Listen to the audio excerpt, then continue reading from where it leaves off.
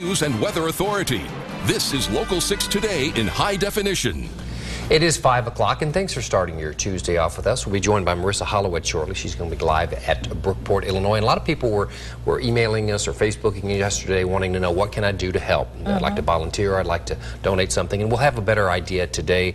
I do know they're saying that they do need cleaning supplies. That's one thing that jumps to mind. Cleaning supplies, of course, cash all the time. Right. I think yesterday it was a matter of we have to evaluate what's going on here. Exactly. And too many people would just probably make things a little more complicated. But today, cleanup efforts we hope are going to be getting underway. Volunteers going to be needed once again. So yeah, I think we'll talk more about that in your Weather on the 6s. All right, more Arctic air. Yeah. Thanks, Sean. Well, here's what's new this morning. The Paducah Public School District is looking for a new superintendent. Last night, the Board of Education voted to accept Randy Green's resignation. Green served as leader of the city's schools for the past 10 years. He tells the Paducah Sun that it's time to move on, and the change will be positive for both him and the district. There's no word yet on what Green plans to do after his tenure. His last day will be June 30th.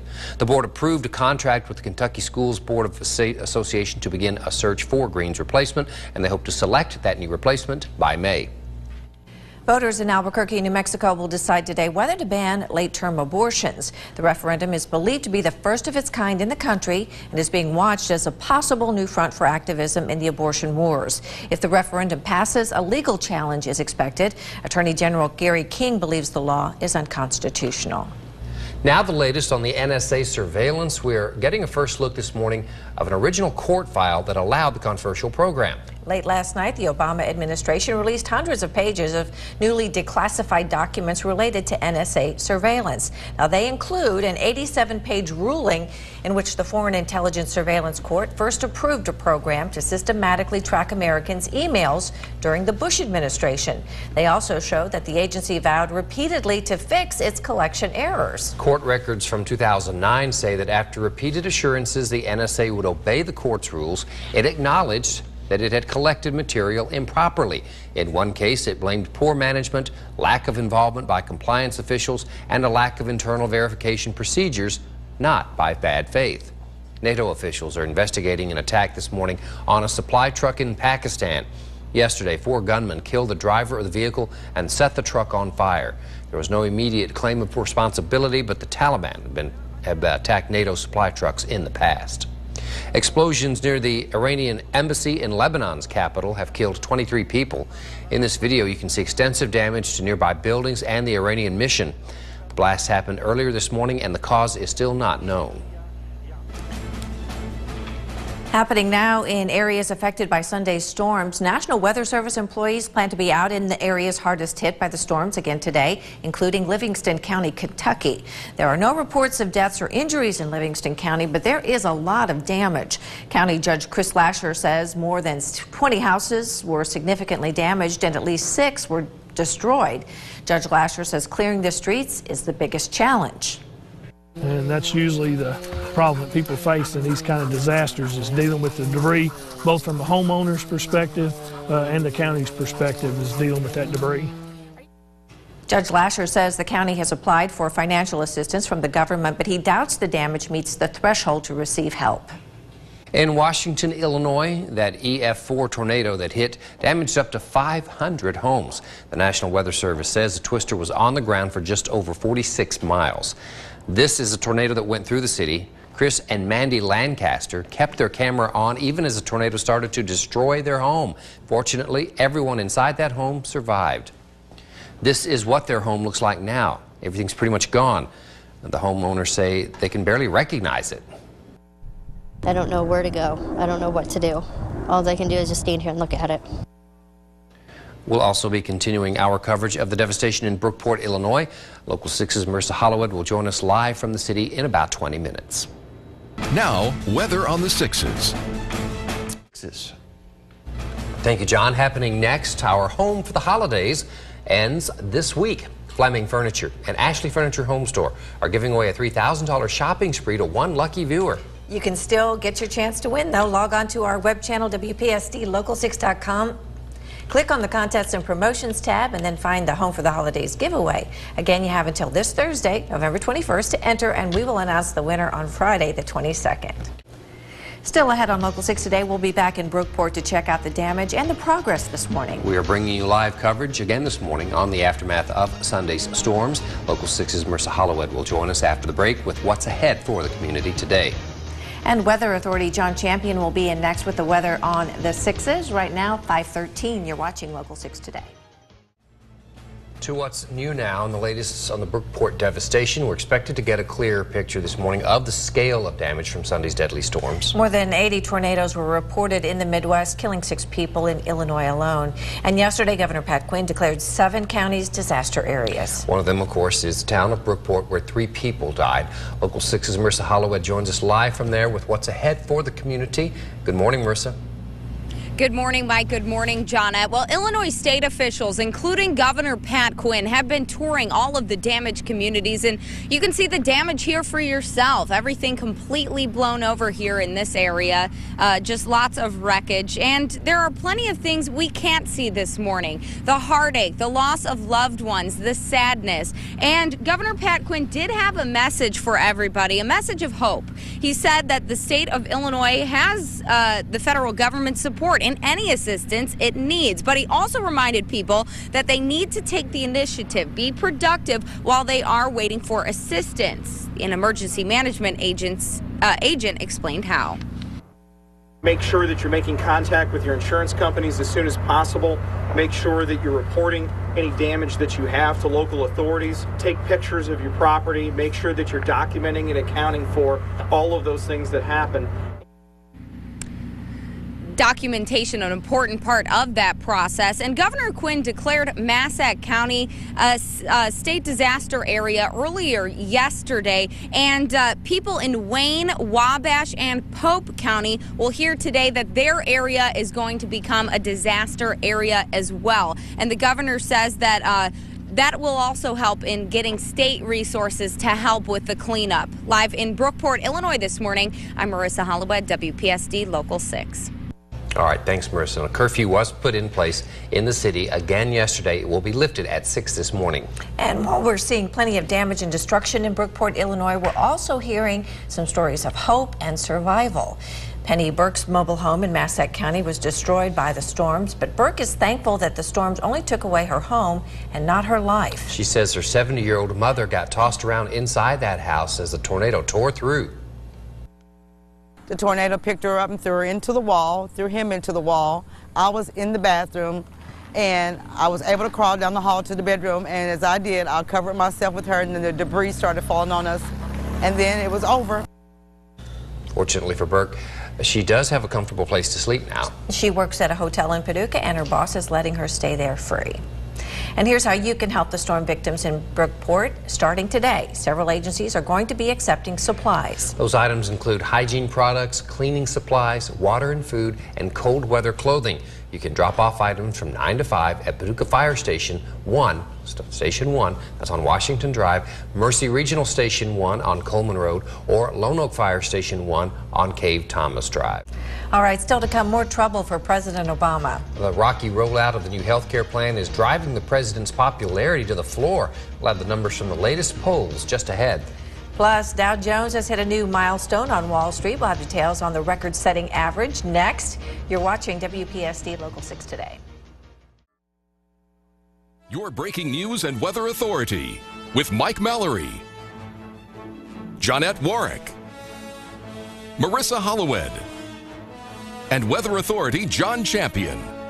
You're watching Local 6 today in high definition. It is 5:30. Thanks for joining us. And about 45 minutes ago, we were talking about, I was at a middle school basketball game last night, and the cheerleaders went up through the crowd taking a collection. They got a very nice collection, and it's things like that that that the churches and the school groups do, and just individuals that sort of warms your heart. Does your heart good, doesn't it? In a tough time, yeah. Yeah, I think it's interesting, and a lot of that help is coming from Western Kentucky because Brookport is just across the river. That's right, our neighbors. Yes, and so, you see the devastation. It's like, that basically happened here. So I think it's wonderful, and we want you to comment this morning on if you've heard of anything that folks are doing that kind of warms your heart a little bit. That's on our Facebook fan page. Join the conversation. We have John here this morning, and the weather, I don't know if it's going to warm our hearts today. It's 7-day planner. All right, thanks, John. Well, here's what's new this morning. A Paducah man faces a DUI charge after driving his car into a ditch. Sheriff's deputies say 34-year-old Keith Knight lost control of his vehicle at the intersection of Holt Road and Hanson Road around 10:15. Deputies say Knight was under the influence of alcohol. He's been charged with DUI, second offense, and wanton endangerment. 46-year-old Kenneth Brunston of Paducah is charged with stealing a pistol. McCracken County Sheriff's deputies say Brunston stole the weapon from a house where he had been living for several months. Deputies say Brunston has previous felony convictions out of McCracken and Ballard counties. Kentucky's House Speaker Greg Stumbo could get dropped from a sexual harassment lawsuit. Right now, a Franklin County Circuit judge is considering motions to dismiss two of the defendants in the case brought by two legislative staffers. The judge plans to make a decision by next week. In Washington, there's more opposition today over healthcare.gov. A new poll finds that most Americans don't like it, and one group wants President Obama to resign. NBC's Tracy Potts brings us the latest. Calling it Tracy Potts, NBC News, Washington. And a new Reuters poll finds nearly 6 in 10 Americans oppose the new health law. In a separate Gallup poll, 56% say making sure everyone is covered is not the government's responsibility. Happening now, the Dow Jones is off to a record start this week. Yesterday, its stocks crossed the 16,000 mark. This push comes from investors' optimism on the ongoing stimulus from the Federal Reserve. The Dow dipped just before closing to close at 15,976 points. Samsung is getting ready to find out how much it owes Apple for copying key features of the iPhone and the iPad.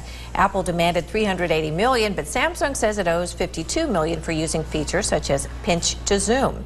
An earlier jury awarded Apple $1.5 billion, but a judge ruled the jury miscalculated damages for 13 products.